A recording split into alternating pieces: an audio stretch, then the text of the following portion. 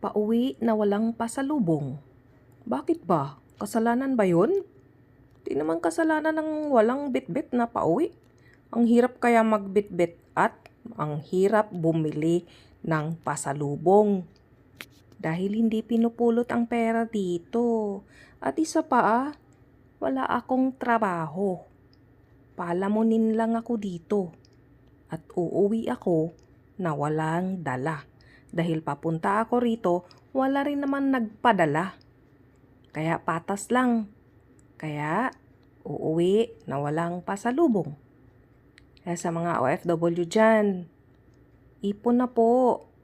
Kasi pagdating ng kagipitan, walang ibang tutulong sa atin. Hindi na tayo kilala ng mga tinulungan natin noon. Based on experience po yan. Mabuhay po tayo!